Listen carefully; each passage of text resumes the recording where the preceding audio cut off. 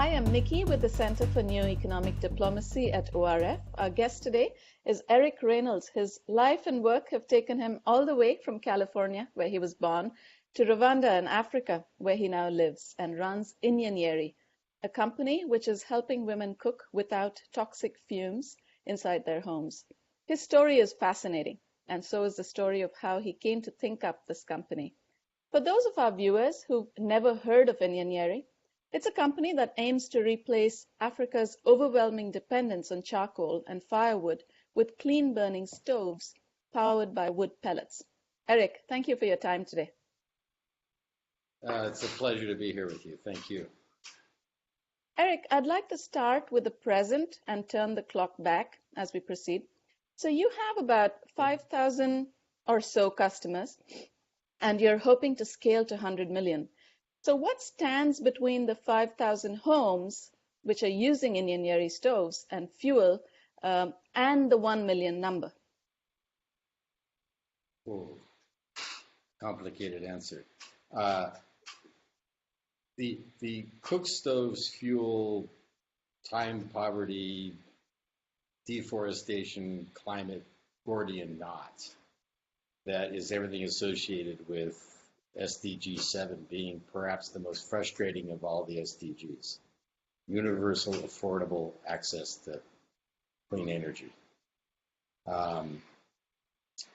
That is a tall order, and it's experienced maybe 2,000 failures to date in 40-odd years, not a single success in the world.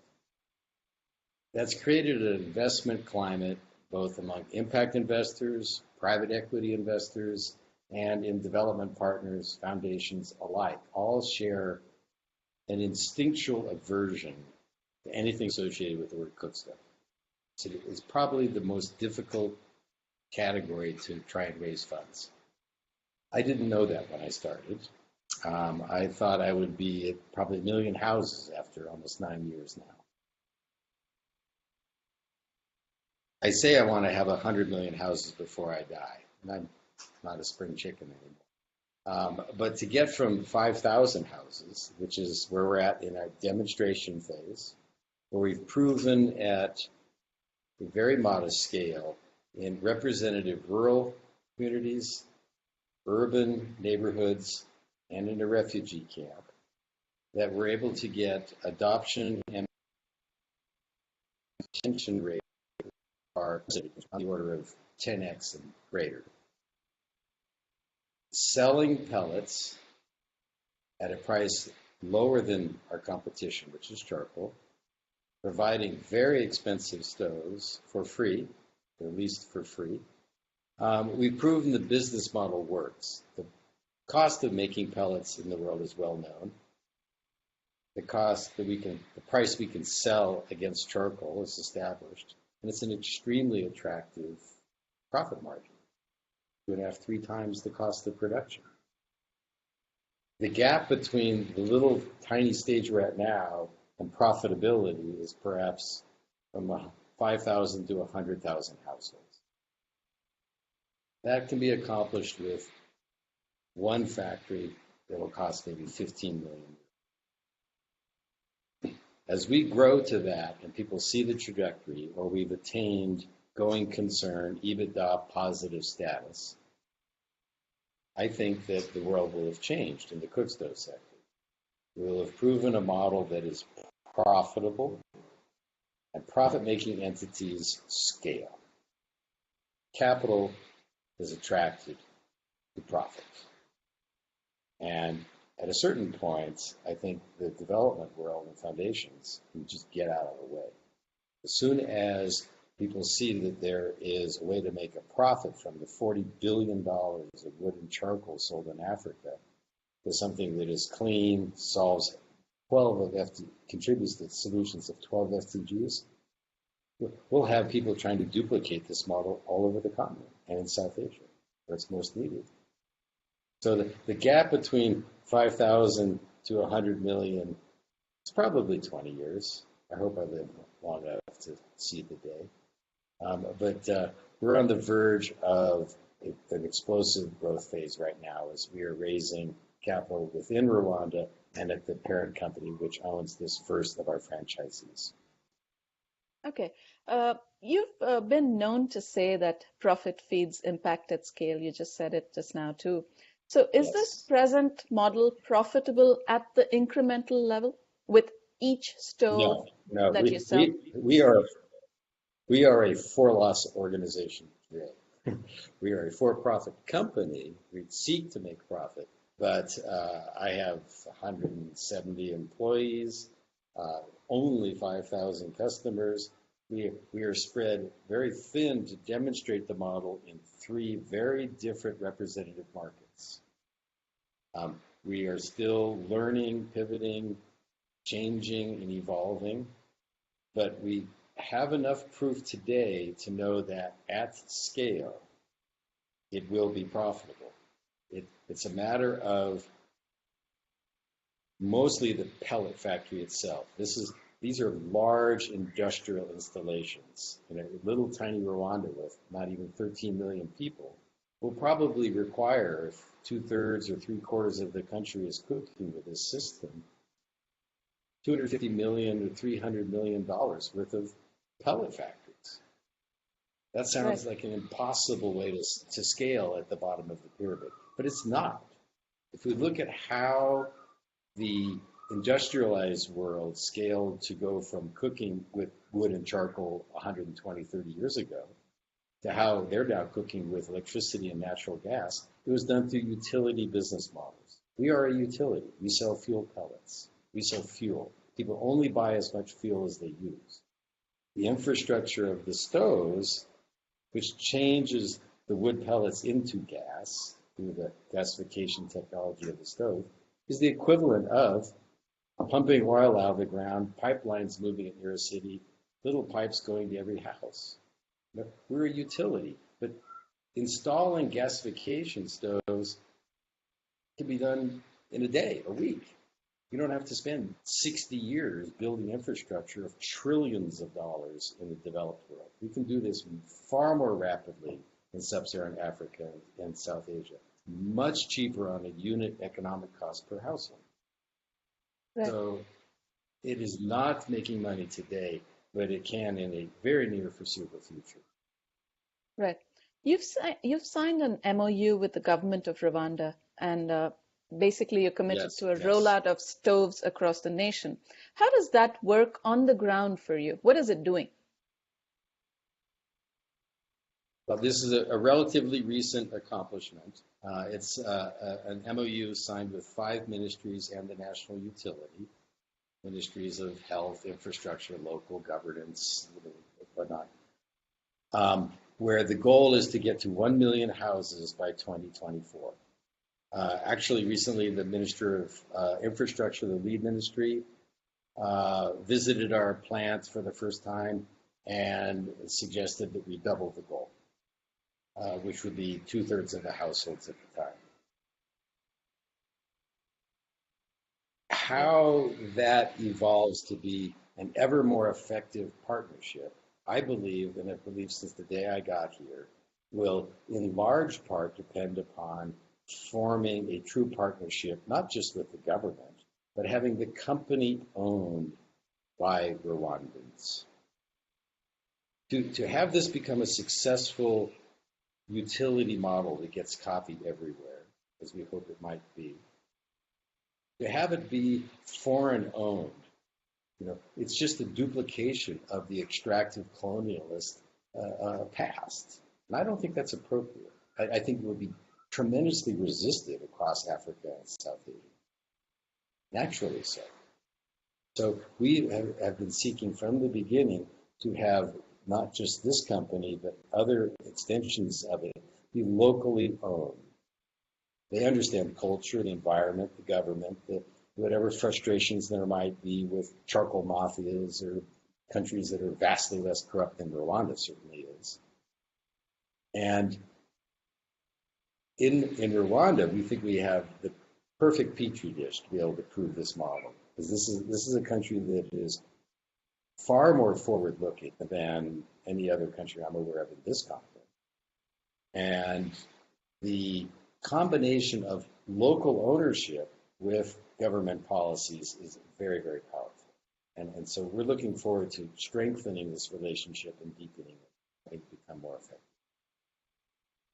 Eric, much of your thinking is based on the fact that profit-making businesses are best positioned to deliver for the world's poorest communities. I've heard you say that so often. I'd like you to go deeper into that theme. Well, if we look at the magnitude of the problem and what is required to solve it, to have the 3 billion people who are still effectively cooking with Stone Age technology, charcoal is that old, 30,000 years. Wood is cooking is even older. To evolve from that to something that is consistent with the imperatives of climate change. We cannot possibly have those households, 540 million households, evolve to middle income and better status, copying what we did.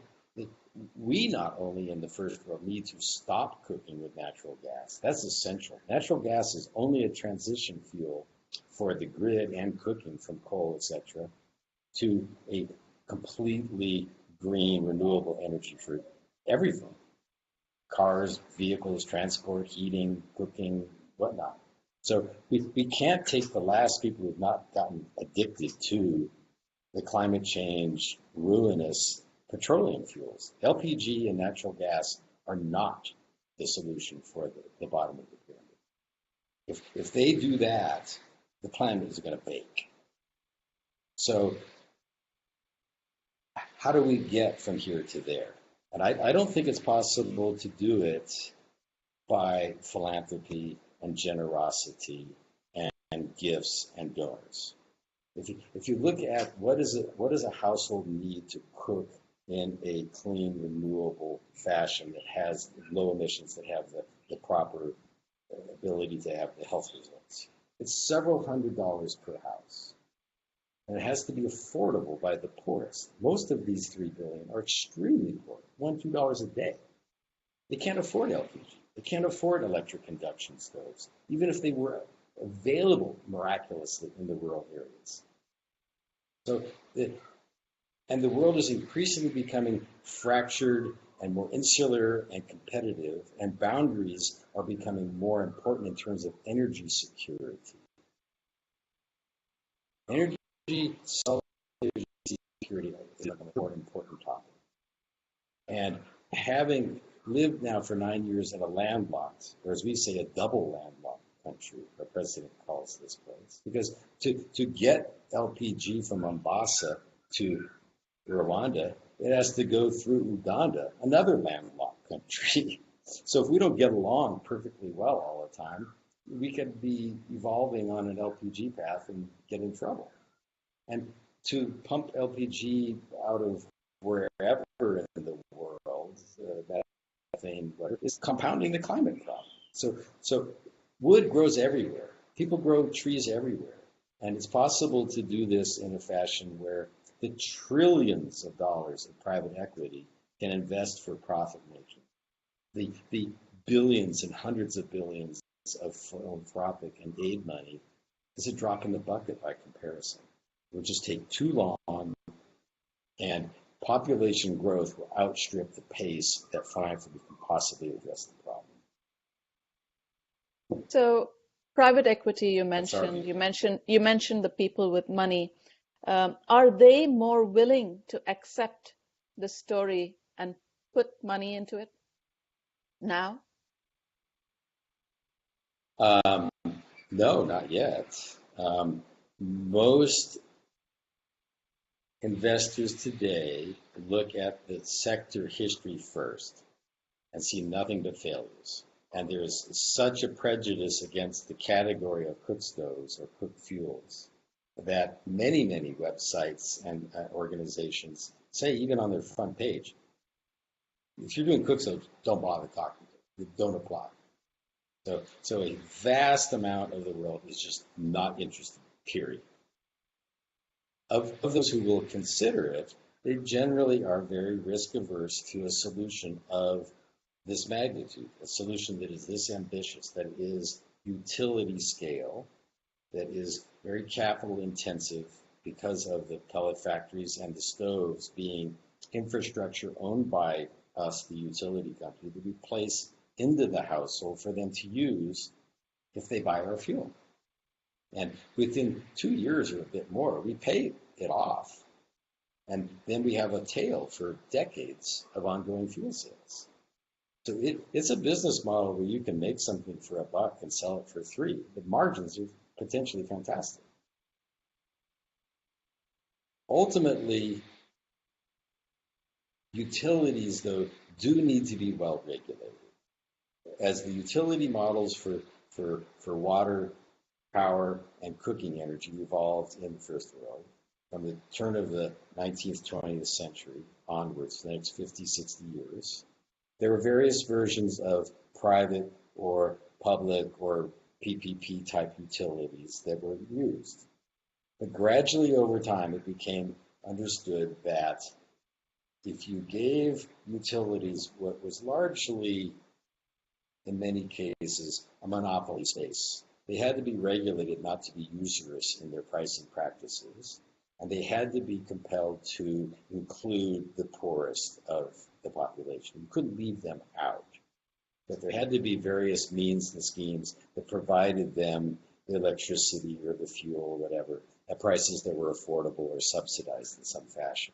And that's one of the compelling concerns that we have as we evolve and succeed, is that we don't become a very profitable enterprise that gets copied poorly. If you don't collect the feedstock in a rational, sustainable, appropriate fashion, and you just cut down trees willy-nilly to make pellets, and you only sell them in the city to the people who can afford them, and leave out the 75% in the rural area, you make a lot of money, but it's a crime. So those are the kinds of issues that we're dealing with at the World Bank and the European community and whatnot, and the development partners, to try and craft what would be the regulatory conditions under which development funding would go to help establish this and continue funding in various other countries.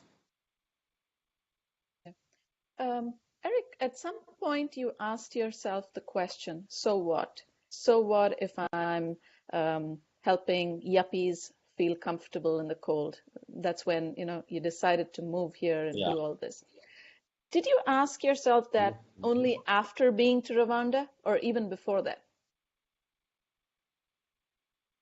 Long before. You're referring to in my youth. When I was 21, I co-founded a company called Marmot, which made Gore-Tex mountaineering parkas and tents and sleeping bags and things.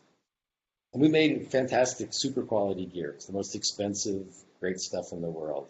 But I came to be rather disillusioned with that career. I was at it for 13, 14 years. But I thought, we're making great stuff, and we're treating people fairly and well and running an honorable, ethical business. But it was just keeping yuppies warm and dry. It wasn't improving the world. It wasn't going to leave any lasting mark after I died. The world would have not really been improved at all.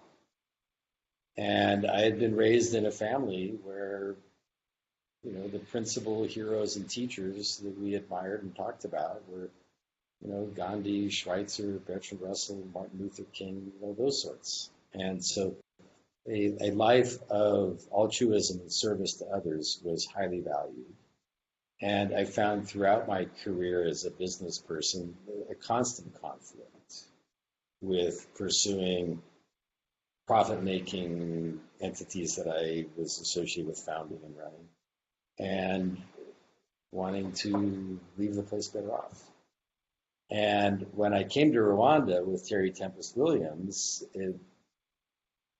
kind of a light bulb went off for me, where I saw that I could take those business skills of envisioning an organization, an idea, attracting the team that attracts the money and builds the culture of success. And I decided to tackle this complicated problem and use my business skills to achieve something that mattered. Fascinating. And it's been the hardest thing I've ever tried to do, and perhaps vastly the most rewarding.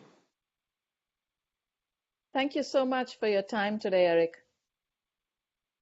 You're very welcome.